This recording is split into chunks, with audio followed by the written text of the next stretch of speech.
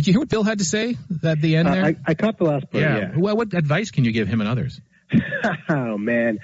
Kind of what the other doctors are saying is entirely contingent upon the extent of transmission in the community. And I'm a broken record on this, but the best way to keep schools safe, to keep businesses safe, is to drive the caseload in the community as low as possible. And we're doing well. We're doing well in Ottawa and Ontario in general. Yes, we are. In the U.S., not so much. So you would send your kids back right now?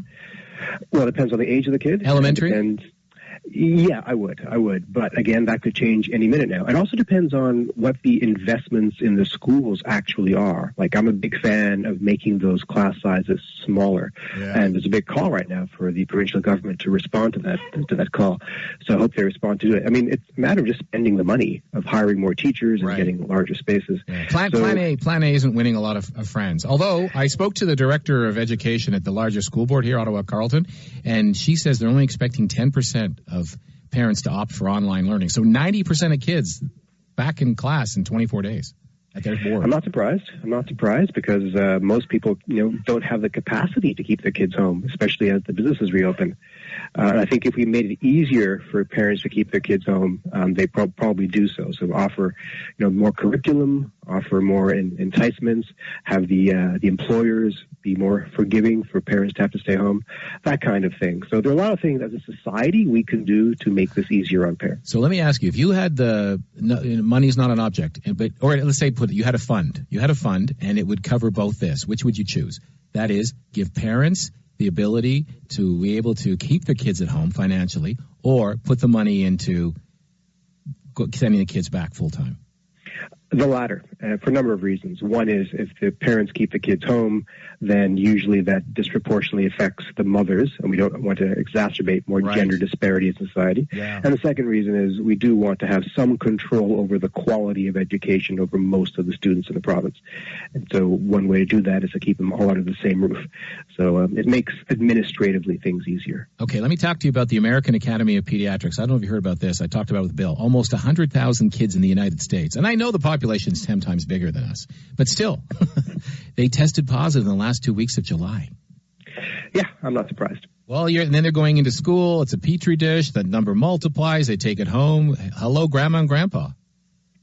Exactly right. Now, the counter narrative is that children don't get it as much as adults, and that children do not transmit it as much as adults. And the evidence does point that way. However, the evidence is insufficient. And let me explain what I mean by that. Mm-hmm. A lot of the studies suffer in three ways. First is that they're done in times when schools weren't open. So we don't really know what the situation is when schools open. There are a couple of new studies coming out now in places like Israel which give us some information about the school situation. Second is that they're done in times when the community transmission is low. Therefore, you're not going to find that much cases amongst children anyway. Third, and the most important one, is that children are about 3 times more likely to be asymptomatic, so you're not going to pick them up. Right. And a lot of these studies are only looking at the symptomatic carriers as index cases, as the ones who actually cause outbreaks. And if that's the case, you're not going to catch all of those cases in which children cause the outbreaks.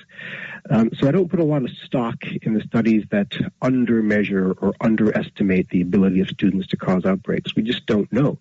And I'd rather us err on the side of caution and assume that they are just as likely to create outbreaks rather than have wishful thinking guide our policy making. Are children, let's say 12, less likely to contract it even if they get the virus, in other words, get sick, versus someone who's 24?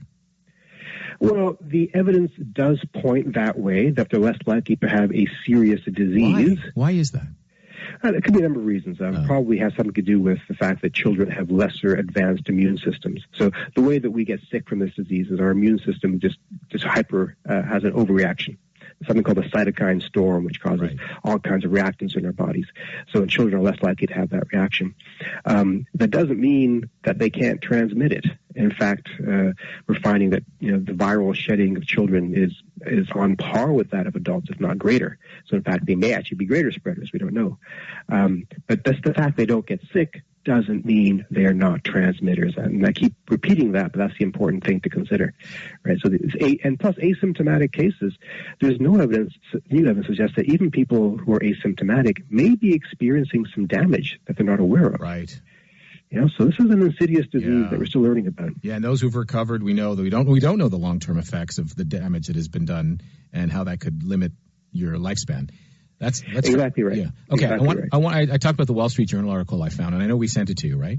The latest research points to children carrying transmitting coronavirus. That's the headline. Let me just read a bit for the folks at home and in their cars.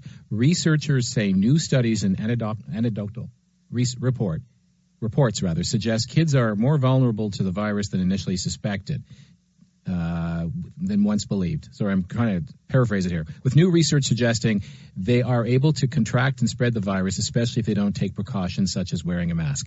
I thought it was useless to give kids a mask. Well, obviously it's not useless, and the people who are anti-child mask wearing are such for two reasons. One is they feel that it is deleterious to children's social development, which might be true, and the second is they feel that children touch their faces more and fidget with the mask, so it's not as effective, which is not that true, because as I'm fond of saying, it doesn't have to be done perfectly. Even if they fidget with it, having them wear it at least some of the time will help in the long run. Several studies and reports published in recent weeks found coronavirus infections among kids of all ages at places ranging from school to camps to homes. Other research suggests that kids, especially older ones, can be a driving force behind transmission. Okay, that's a mouthful, number one, and so I don't blame anyone if they got lost in that. Number two, it's basically all over the map. There's no clear-cut answer here. That's exactly right. And one of the reasons for that is, of course, children aren't a homogeneous group. They're quite diverse. Some kids are bigger, some are smaller, some are more advanced, less advanced, and so forth. So comparing a 17-year-old to a 4-year-old is, not probably the wisest thing to do. Teenagers are essentially adults, and contact tracing studies out of South Korea show us that teenagers are just as likely, if not more so, to transmit the disease as are adults, in large part because they're more social, so they have more contact. And we just don't know. I mean, it's a tired thing to keep saying, and I'm sure most citizens are tired of scientists saying this, but we just don't know. And it'll take months, if not years, to process through all the data to know precisely. Like if we did a saturation testing of all children and then released them into schools to see who gets infected and did saturation testing of all their friends, then we would know. But in absence of that, severe response, I argue that we err on the side of caution and assume that children are spreaders. But even if they're not great spreaders, the evidence is clear that they can get it and that they can transmit it.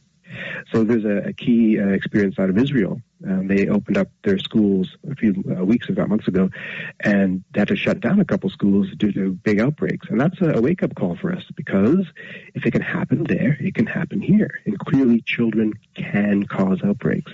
So what do? We invest in the public health. Can what happened in New Zealand happening here? They're reporting 100 days without any new cases of COVID-19. The country, of course, went into lockdown late March. 100 people tested positive. I know it's a small number compared to here or any other country, but in total, New Zealand recorded about 1,500 infections and 22 deaths. Will we ever be able to report 100 days without any new cases of COVID-19 before a vaccine, in your opinion? I think it's possible. You have to do the right things. Now, New Zealand has a couple of advantages. Number one, they are an island nation. Yeah. Number two, they're sparsely populated. And then they've got these advantages that are systemic, like really good leadership. and yeah, you're right. And also, they responded very early, and they responded hard. Yes. And also, people were compliant. Well, they shut the borders. They didn't allow any flights in and out. I mean, we keep forgetting. I mean, we don't keep forgetting. We keep being reminded that flights are still bringing people in here, and there are people on planes, even domestically, who have COVID-19. That's exactly. I don't get why we're allowing international travelers for non-essential reasons. I really don't get it. And what New Zealand did was, for those travelers that do come in, they are really quarantined and they're tested, and they're not allowed to socialize. Same with Vietnam. Vietnam had a very strong quarantine procedure for anyone suspected of having it. And unpleasant situations. They were quarantined in, non-luxurious situations, but they got their epidemic under control in the same way. So we could do those things. We could. It takes societal effort, political will, and compliance from the public. I'd like to know if the airline industry in New Zealand is going bankrupt, because that's what we keep hearing here. If you don't, if you shut down the airlines, we're going to end up having no Canadian airlines, and we're going to rely on American airlines to get us from here to Montreal. I mean, yeah, I don't know if that's out of my sphere of influence, but I wouldn't be surprised. All right. Always good to talk to you for your insight, Dr. Ray. Appreciate it. My pleasure. Dr. Raywat Deonandan, epidemiologist, science communicator at the University of Ottawa.